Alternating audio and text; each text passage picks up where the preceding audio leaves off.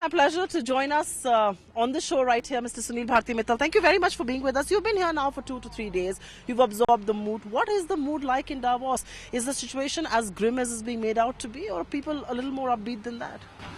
Well, I think this time what you see is there are certain sector-specific stresses.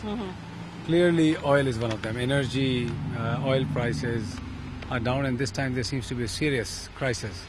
And there may be a possibility that some bankruptcies may happen in the energy sector. So that's serious. Equally, the commodities are badly hit.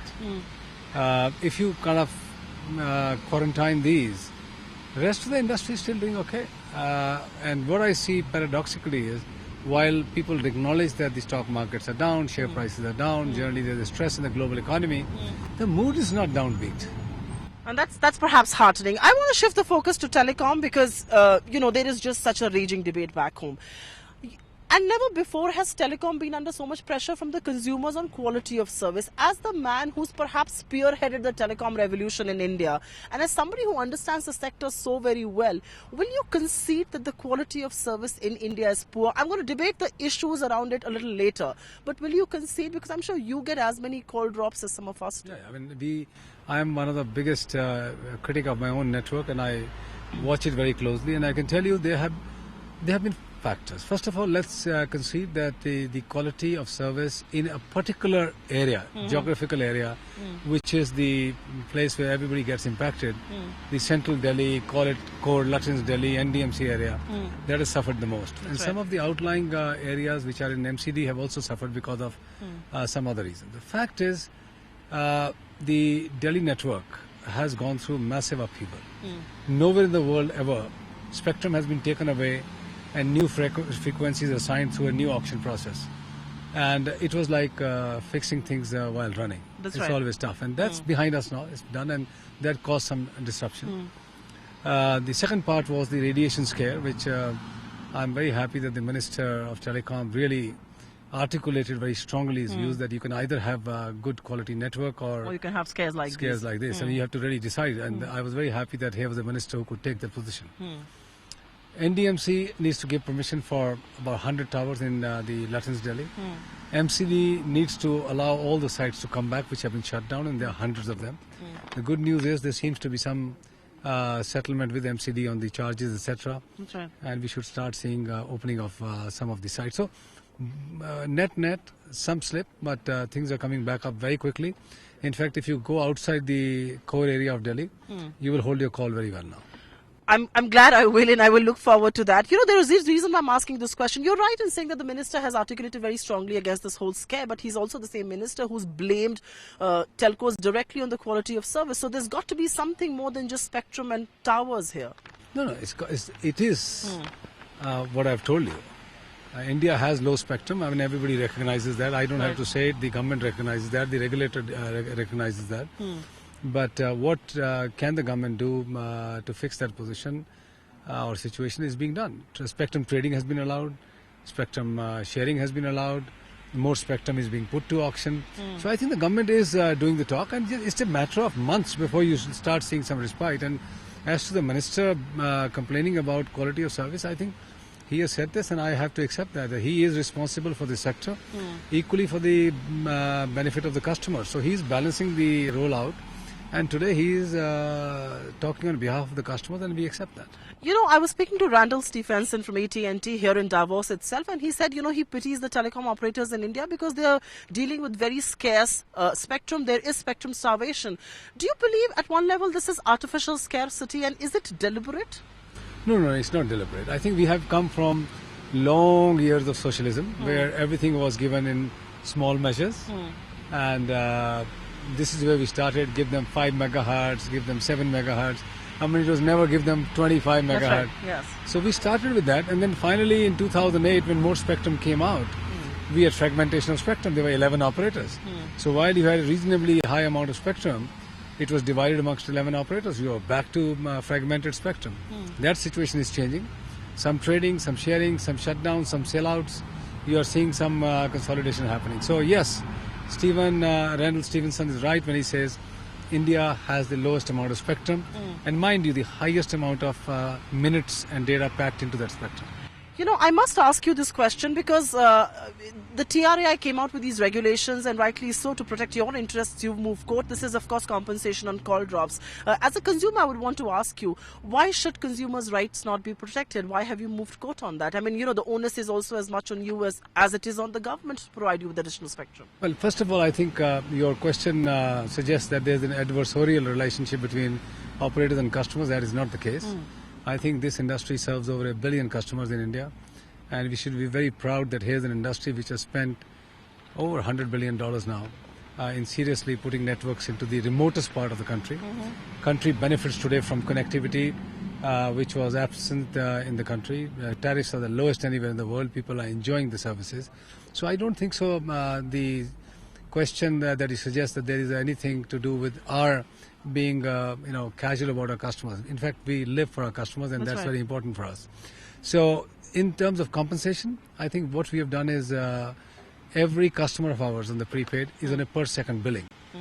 So the customer is not losing any money. So compensation is given when you lose something. That's right. Compensation for inconvenience needs to be fixed through quality of service penalties, which have been levied by TRAI. They're the QoS regulation. That's right. And the industry is subjected to that. So the customers are not losing anything. The irritation that we may cause to the customers hit our brand, and we have to work on that. I'm not going to fix the call drops because I have to make the minister look good or the regulator look good. You've got to serve I have the to do it customer. for myself. I have That's to do right. it for my customer. I have to protect my customer share, my revenue market share. I have to do it for myself, and I will. You know, none of us believe that you've not done immense service to India. You have, and all of us have very easy lives because we've got our mobile phones today. But I want to shift focus away from this entire quality of service and spectrum crunch and all of that, away to the big event in 2016, and that is going to be Reliance's entry back into telecom. I know you're going to say they're going to grow the market, but a lot of experts believe that they may not just grow the market, they could perhaps be a little more disruptive than that. Well, we'll have to see how it plays out. The fact is, I've always mentioned this, and I've said this before, they are a serious competitor. You have to take them seriously. Mukesh has the capacity to roll out and execute big projects, and this is another big project that he's done. And he is passionate about this business. I personally believe that he will add to this group of service providers by putting to task a lot of his capital and offering the customer better offerings, and which will be well matched by or bettered by the other operators. It will be nice for the customers. So candid as ever you are, I must ask you another question then. How geared up is Bharti Airtel? Because like you rightly said, here's another operator who's actually flushed with funds and knows a thing or two about scale. Like you said, big projects. So how geared up is Airtel? I'm sure your investors, your shareholders would want to know right now. We're totally geared up. I mean, we have a significant market share. We have had competition from the brightest and the best in the past. And we have only maintained and improved our position as number one operator in the country from the day we started till now. And that speaks, I think, volumes about Bharti's strategy, Bharti's management capabilities. And we have spent over $13 billion in buying spectrum in the last 3 auctions. We are well endowed with spectrum now in terms of 4G, TD, LTE. 4G has been launched in over 350 cities. Today's smartphone is associated with Airtel. 4G is associated with That's right, Airtel. yes. Content is now associated with Airtel. So I think we have everything that the customer would need now and in the future. And I would say we are very well prepared. And you've got a very nice, vivacious campaign on your 4G, so I must congratulate you on that. But the telecom industry so far has seen 3 like-minded players, and I'm talking about you, Vodafone, and Idea in that sense. Is that dynamic set to change for the Indian telecom industry? Well, I think there's nothing like-minded between the 3 of us. We fight for every customer in the marketplace. My God, how much fight happens you can't even imagine. Go and look at the micro levels of tariffs. How Idea tries to steal march over Airtel or Vodafone, Airtel over Vodafone, Vodafone over Airtel. Keeps on happening in the market. The market skirmishes and one-upmanship keeps on happening.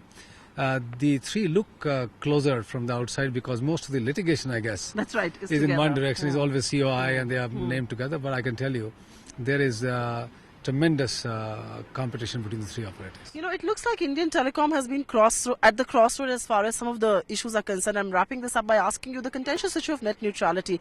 I know you have a view on that. In fact, I asked Kavan this. I said, what are discussions like on dinner table? Because you're both ends of the spectrum. But I must ask you on a more serious note, the backlash against the telecom operators of net neutrality, has that forced you to review plans like Airtel Zero? No, not at all. I think I can be very candid. First of all, I think on net neutrality there is no debate. It's 7 billion versus 0. It's like asking, do you have the right to breathe? The answer has to be yes. So, do you believe in net neutrality? The answer is yes. The question is, define net neutrality. People have different definitions about net neutrality. We are talking about differential pricing now on data. As to the point of managing speeds, gatekeeping, allowing certain sites to be accessed, that is a no. No operator in the world will ever do it or want to do it because it lives for its customers, as I said. What is important is to say, same service, same rules. The only demand of the telecom industry is, if you're subjecting ourselves to KYC, license fee, just make it uniform. Then let the best technology, best player win. In the end, the fourth industrial revolution has been created and generated by the telecom companies. That's right. We are at the very core of it. We are the backbone of the fourth industrial revolution. While we may not be as sexy as an industry as we were 10 years back, because OTT players and the other... but most of them are riding on what you've created. Yeah, so I'm saying in the end, if this backbone does not exist, the human body, if I may use the metaphor of the digital world, collapses. So I think people need to wish well for the telecom industry, wish well for the broadband pipes and broadband networks, and that can only be delivered by the telecom companies. It's perhaps not as hot and sexy as it used to be because you've grown older in some sense and you are a very essential service industry now. Before I wrap this up, I must talk to you about Africa. I mean, what is really happening there? You've exited 2 markets, you're looking to exit 2 more. What is all of this leading to? Because some experts on the street have begun to talk about an eventual exit from Africa. Well, we are committed to Africa, but we have picked up a few markets where we feel that their markets are small and they may not yield too much for us in the future. They fit better with somebody else. These are francophone countries. French is the official language. We are not proficient as a company, I would say, in understanding the French part of the business. And both these businesses, we are number one, which in Sierra Leone and Burkina Faso. Yes. So there was time to rationalize some of the countries that we had. Portfolio restructuring is a common thing in business, and that's what we're doing. So are you ruling out a complete exit from Africa just yet? Yeah. We have actually acquired 3. Congo, Brazzaville, we acquired our competitor. Kenya, we acquired you from SR. We have as well, looked at Uganda, where we have acquired one of the companies, Wari. So overall, I would say we have bought some and sold some. So my last question to you then, and I don't know if you're going to answer this on camera, but I must still make an attempt to ask you, on hindsight, do you believe you paid a tad too much for your Africa business? I don't think so. If you ask me at that time, you have to, take yourself back in time. Right. A multiple of 9 was the norm. That's what we paid.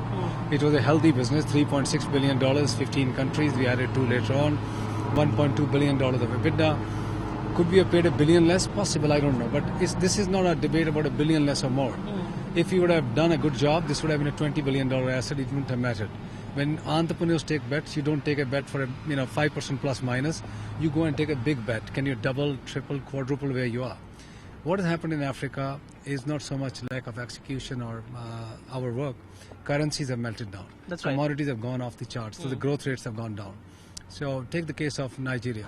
30% currency hit in 1 year. That's right. So when you translate into dollar and to rupees, the picture looks not so great. Yes. But if you go into local currencies, things haven't been so bad. No, could I have predicted the currencies not melting down in Africa?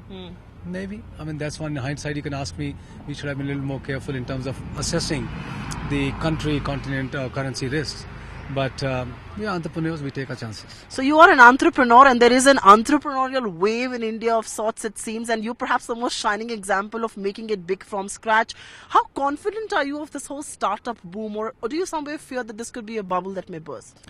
No, I think very serious national champions will emerge out of the startup companies. Not all will succeed. That is the norm of all startups. But you will have, I think, a dozen Indian champions, and I'm talking about Indian champions which will be global scale, coming out of these young startups. Billions of dollars are pouring into those. I think it's created an amazing amount of energy in the startup ecosystem. People are no more looking at just going for a job. They want to start businesses. Conversations on people's home drawing rooms have changed, where kids That's are right, talking to yes. their mother. Oyo, Ritesh used to be an Airtel associate in Orissa. right, yes. Today he's a $1 billion plus company. It's fantastic. You'll be a shining example for some of those big billion-dollar startups that come out of India. Thank you very much, Mr. Mittal, for being in conversation with us. That's Sunil Bharti Mittal, once again joining us all the way from Davos right here on ET Now. Find us on Facebook at facebook.com/ETNow and don't forget to click the like button. You can also follow us on Twitter at ETNowLive. To stay updated with all our programming, hit the subscribe button on our YouTube channel by logging on to youtube.com/user/ETNow.